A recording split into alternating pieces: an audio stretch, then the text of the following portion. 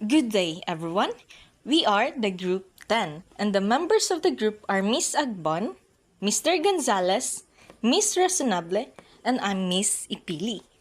Now we will know about division, war, and reconciliation of the American Civil War.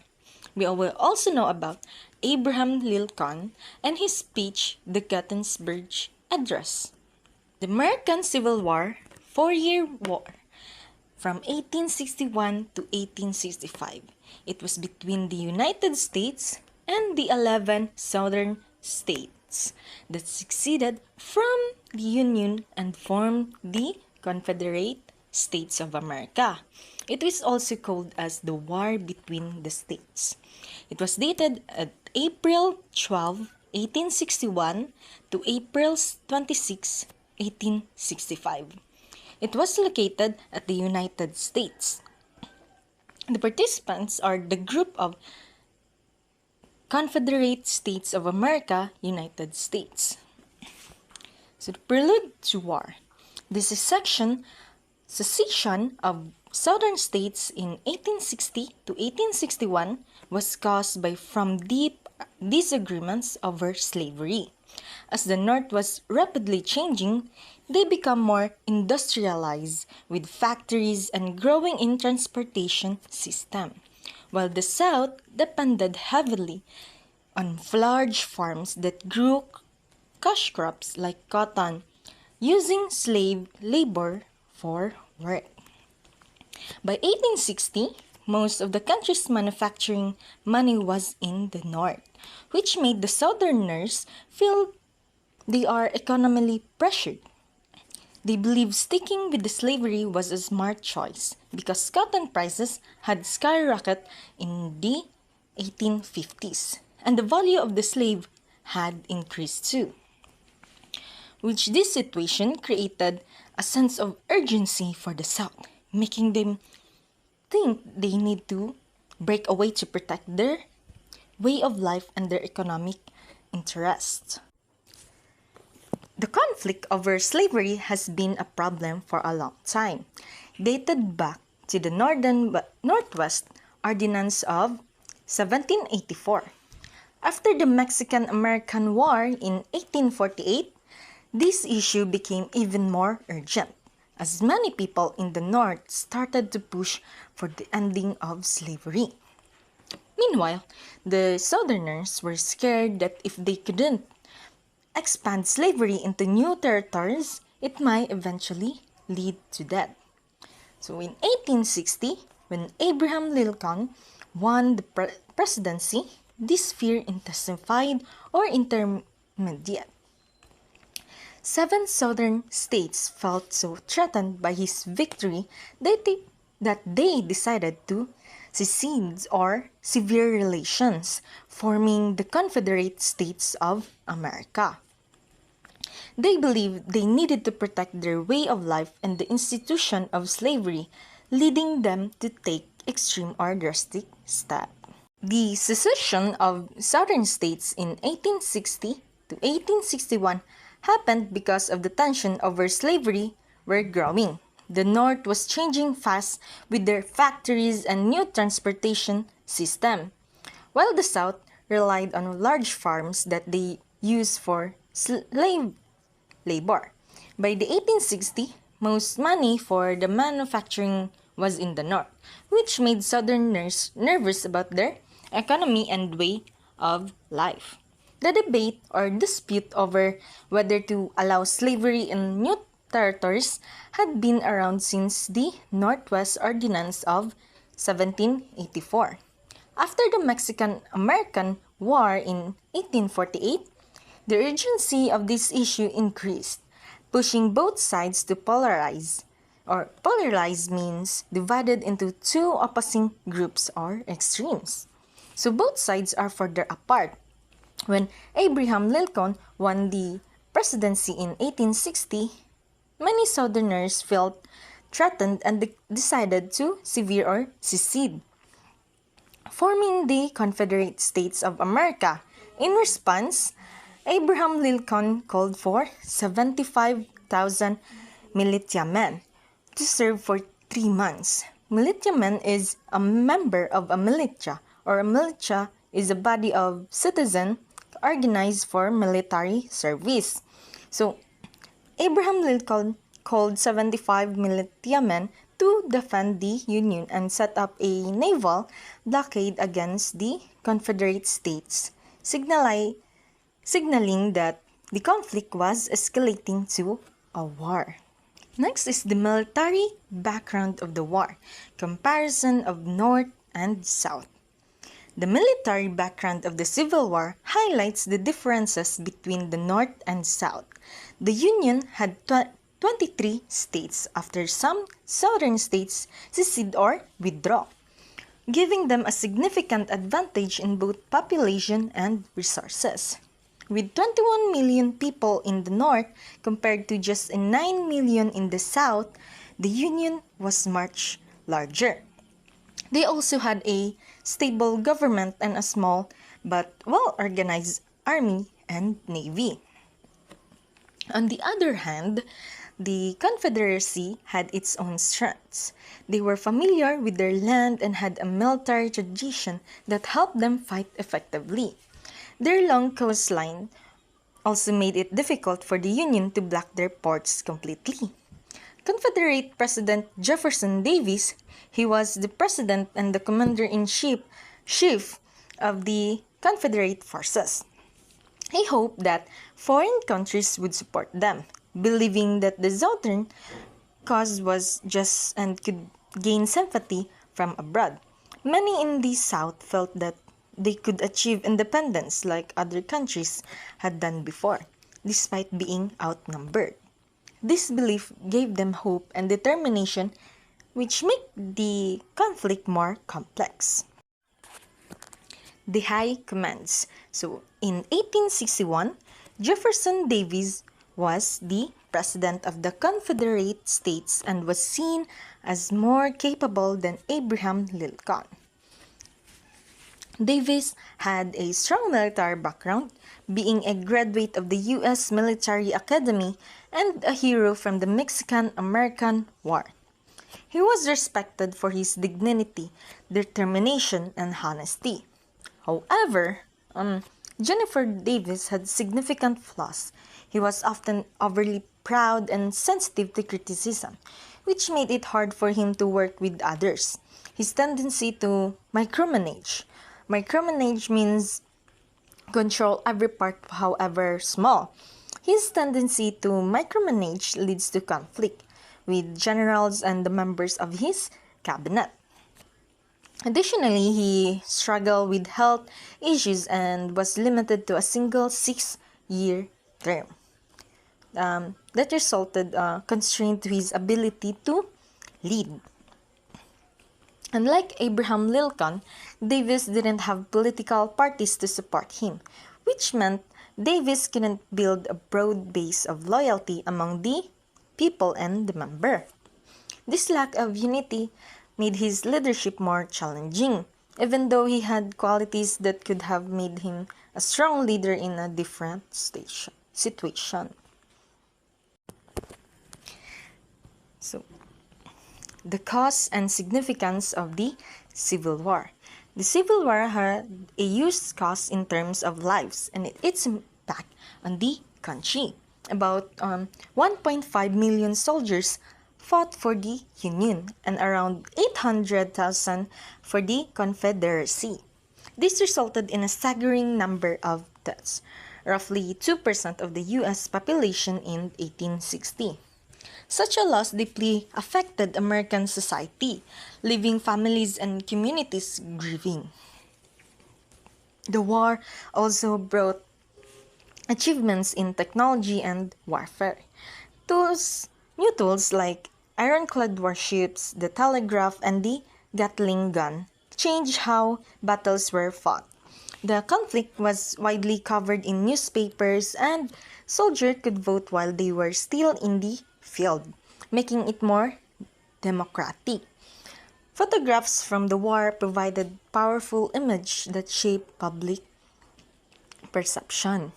And overall, the Civil War left a lasting legacy. It united the country and set the stage for future progress, symbolizing hope and potential for generations to come. The sacrifices made during the war helped define America as a nation committed to unity and democracy. And that's all to my part. So, good morning, everyone. So, these are the subject of the war, slavery and abolition, the Civil War, patriotism and loyalty, regional identity, reconstruction and reconciliation. The last one is the freedom and citizenship. So, the next slide is the themes. So, the first one is division and conflict. This theme highlights the fundamental division that led to war, including economic disparities, ideological clashes, and political tensions. It underscores the deep seated differences between the North and South that ultimately erupted into the conflict.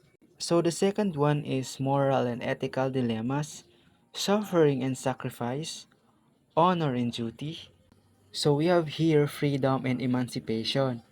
This theme focuses on the struggle for freedom and emancipation, particularly for enslaved people. So the next one is nationality, identity, and reconciliation. This theme delves into the question of national identity and the process of reconciliation after the war. And the next one is loss and nostalgia.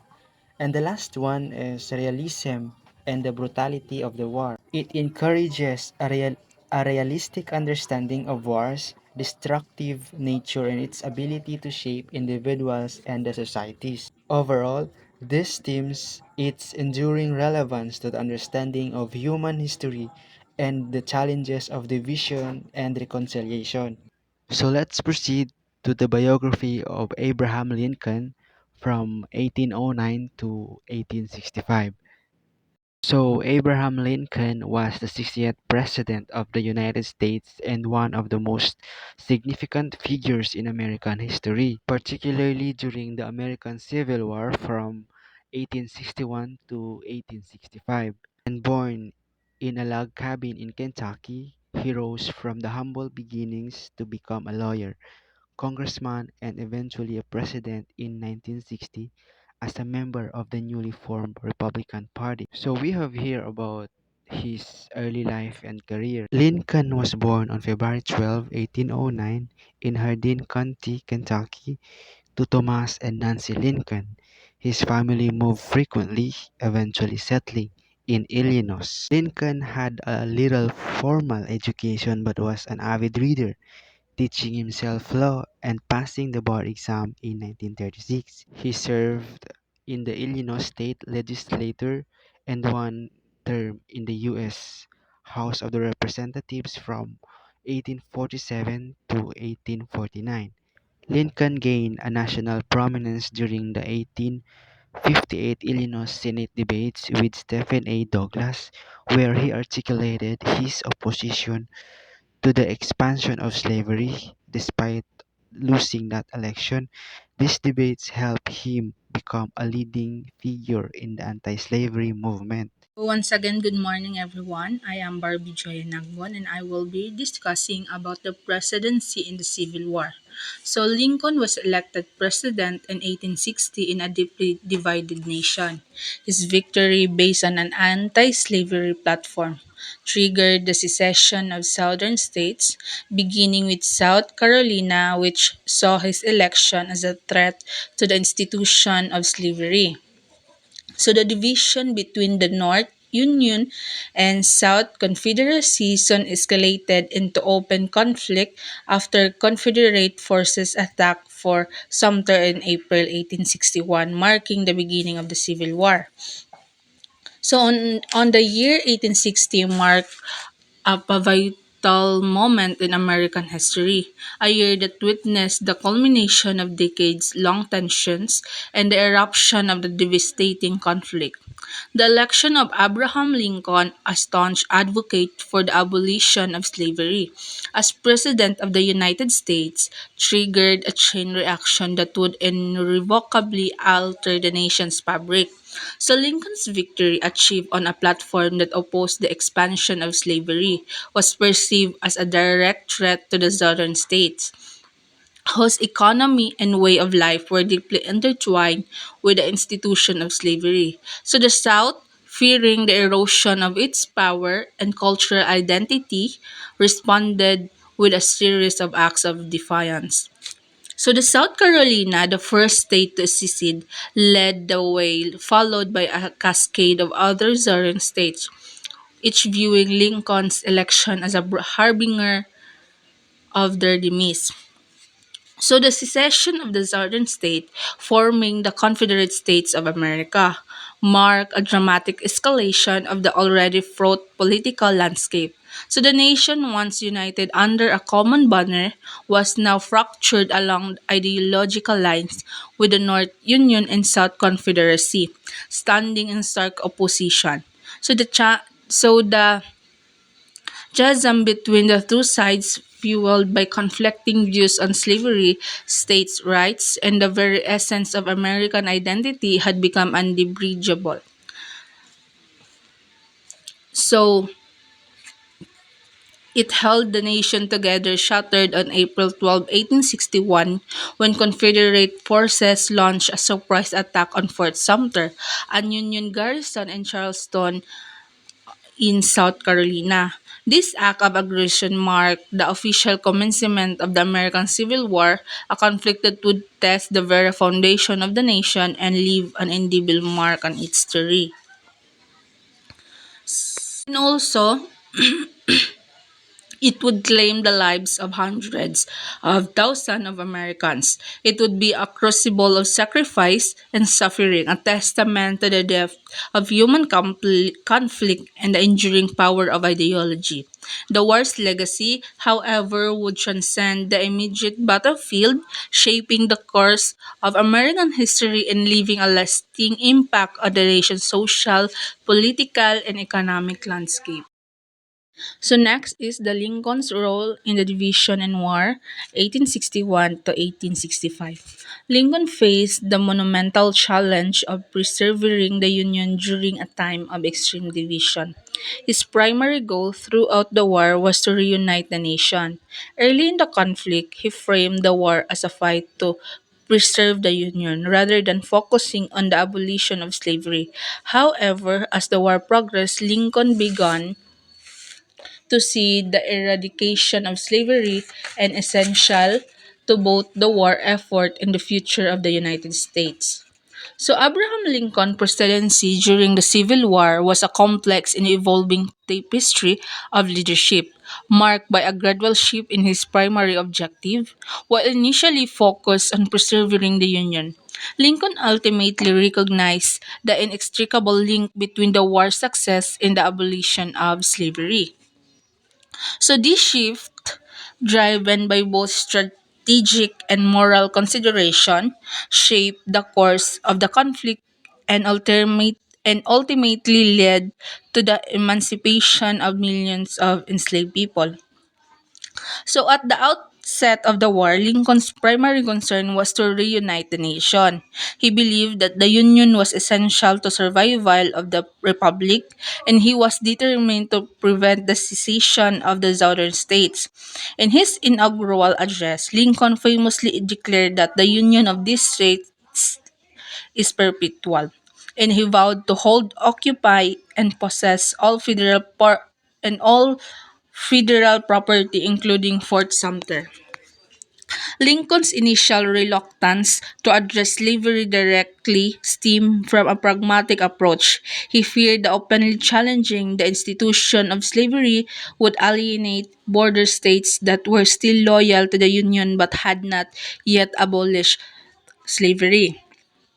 He believed that focusing on the preservation of the Union would garner greater support from a broader segment of the population. As the war progressed, Lincoln's understanding of slavery's role in the conflict evolved.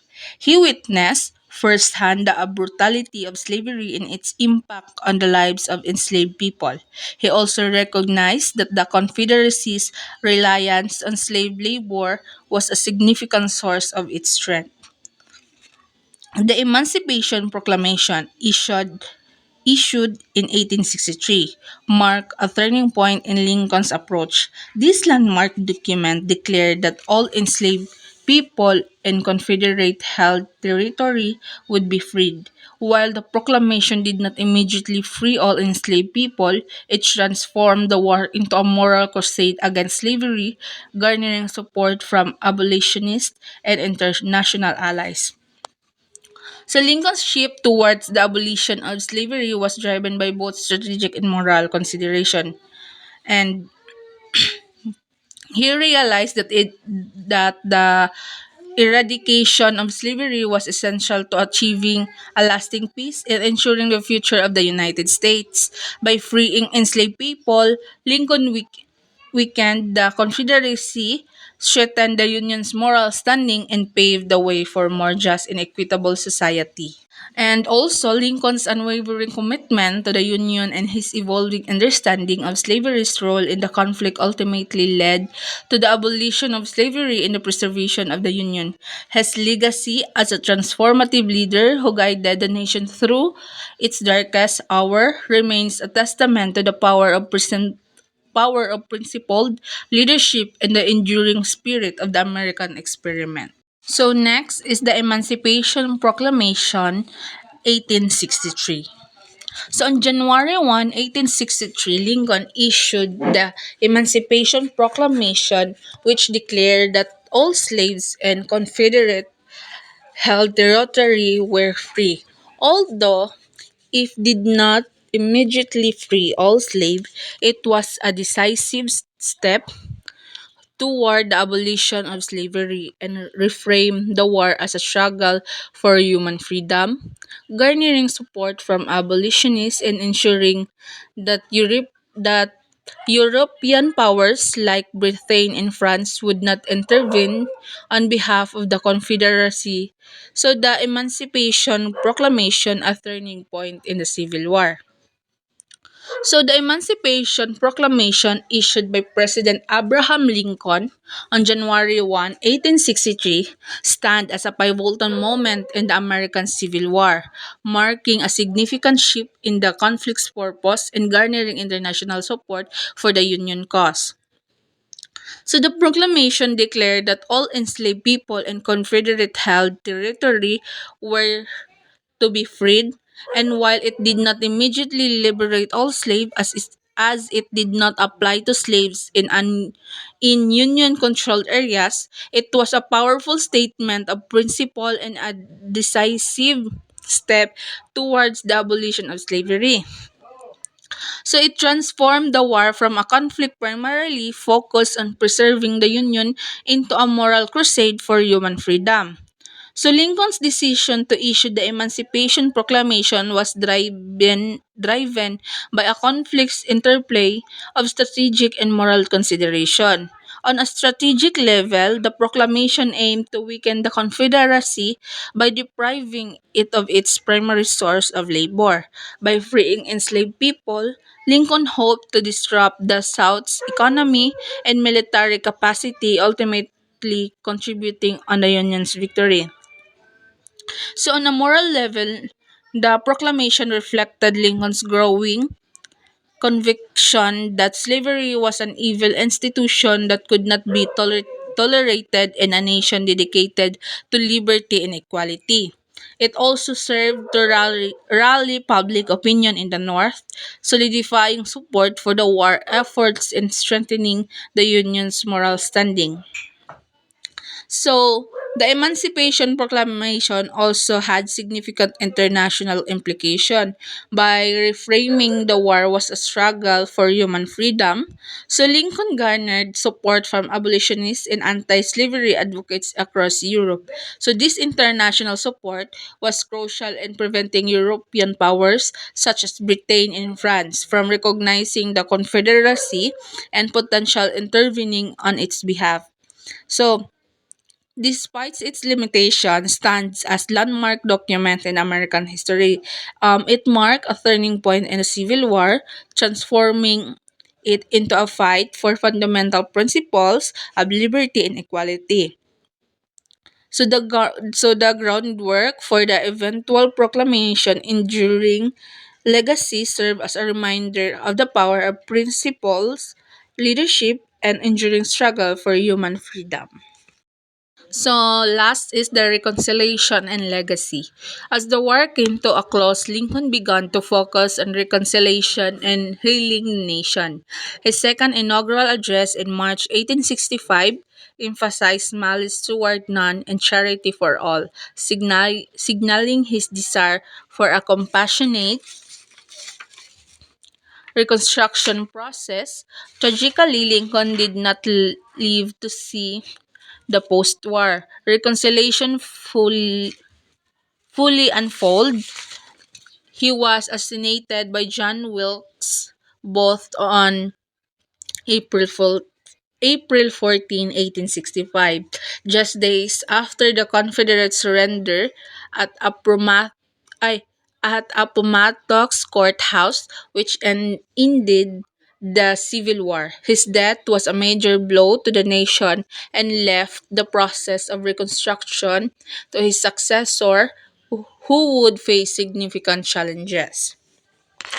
So the American Civil War, a conflict that tore the nation apart, indeed ended in 1865 with the surrender of the Confederate Army.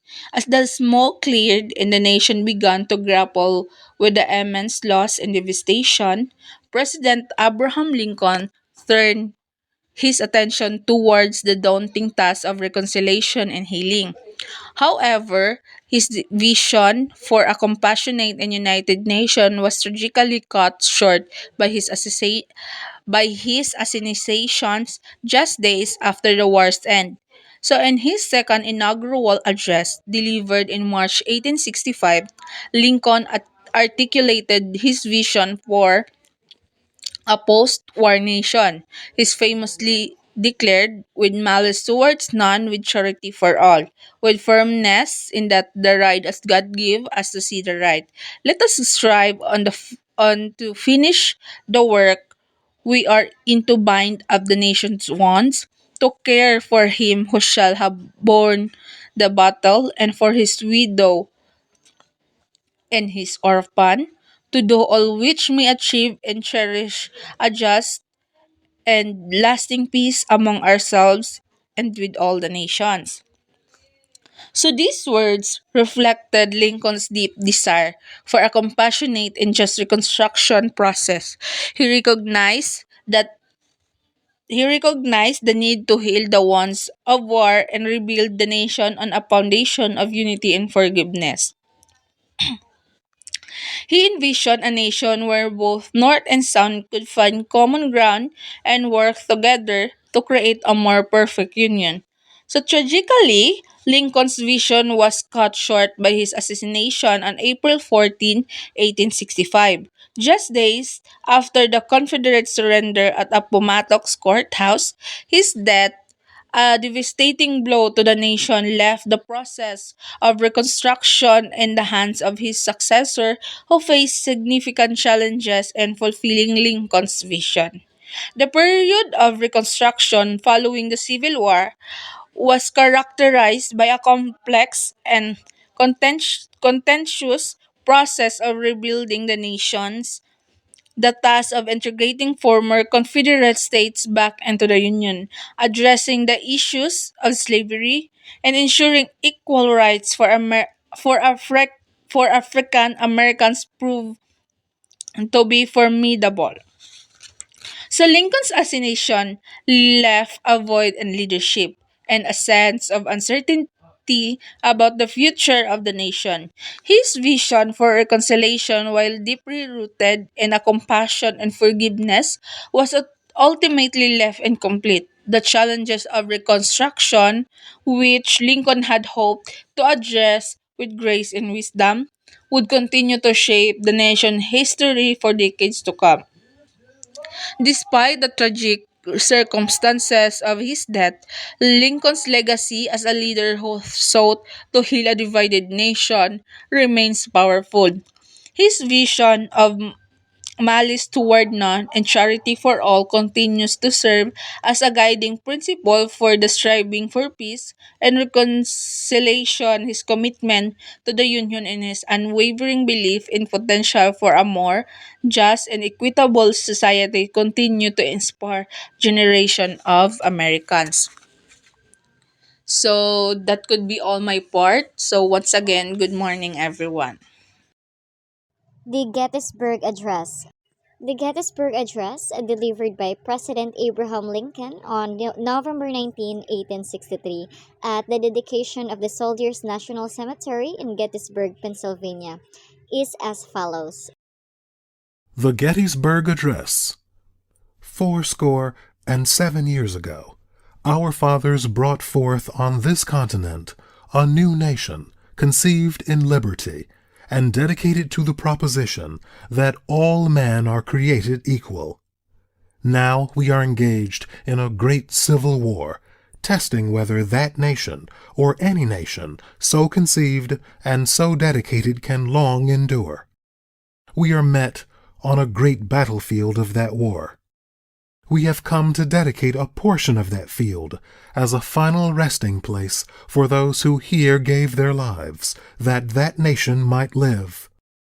It is altogether fitting and proper that we should do this. But in a larger sense, we cannot dedicate, we cannot consecrate, we cannot hallow this ground. The brave men, living and dead, who struggled here, have consecrated it far above our poor power to add or detract. The world will little note, nor long remember what we say here, but it can never forget what they did here. It is for us the living, rather, to be dedicated here to the unfinished work which they who fought here have thus far so nobly advanced.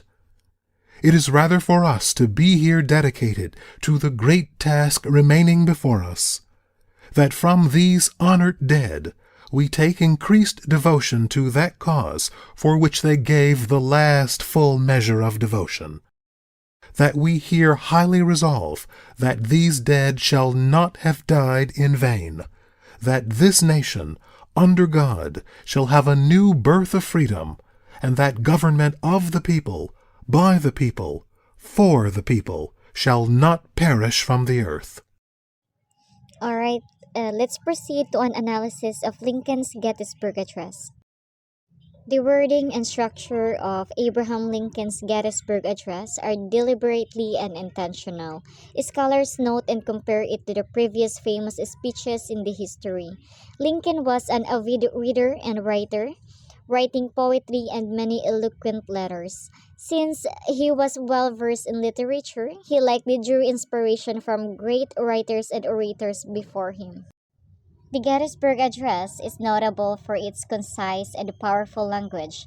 Lincoln employs a simple yet profound diction, making complex ideas accessible. Phrases like of the people, by the people, and for the people. It encapsulates the essence of democracy, and the use of parallelism enhances the rhythmic quality of the speech, emphasizing the key themes and allowing the audience to grasp its significance easily.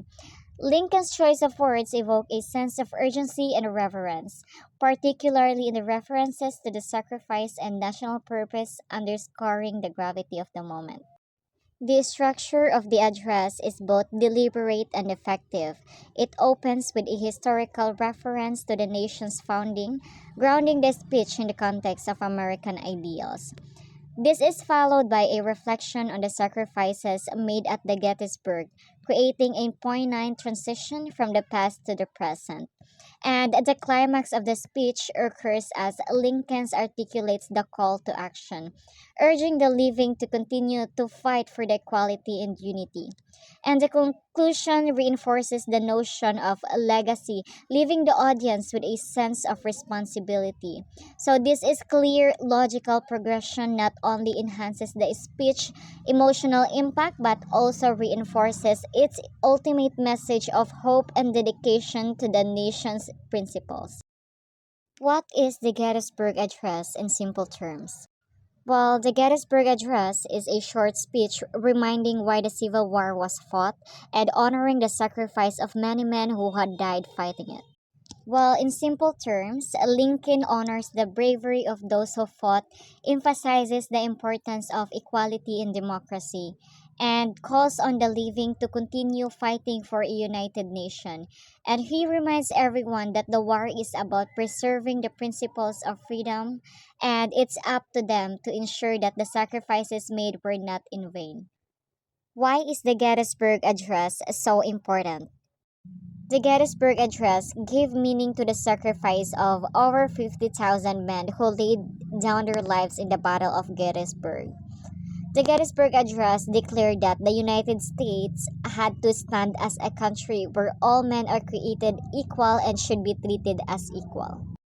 The Gettysburg Address is important because it redefined the purpose of civil war, framing it as a struggle not just for the Union but for the human equality and democracy.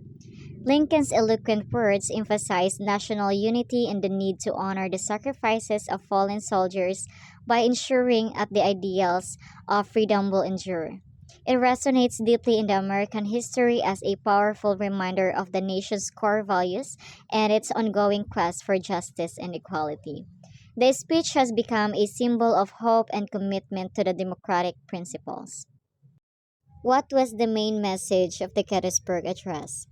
The main message of the Gettysburg Address is that ideals are worth dying for, and it's up to the living to carry on the works of those who died to protect these ideals. The ideals of equality and freedom are the bedrock of the United States as a nation. The nation must honor the sacrifices of those who died in the Civil War by committing to the principles of equality and democracy.